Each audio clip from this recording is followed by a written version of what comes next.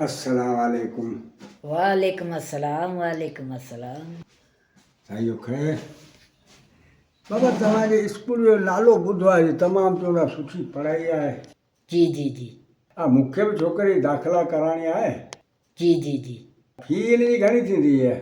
अदा फी 10,000 रुपया admission fee आहे ऐं 5,000 रुपया असांजी मंथली फी आहे। अच्छा पोइ माना ड्रेस बि उन में ईंदी? ड्रेस इहो को मसइलो ई कोन्हे। ड्रेस तव्हां हितां थोरो परियां दिलदार जो दुकानु आहे उतां ड्रेस वठिजो। मुंहिंजो नालो वठंदा तव्हां सां रिआयत करे छॾींदो। पोइ किताब? किताब को मसइलो ई कोन्हे। किताब तव्हीं इसरार दायर दुकान तां वठिजो, तव्हांखे बिल्कुलु रिआयत कंदो। तव्हां रुॻो मुंहिंजो नालो वठी छॾिजो।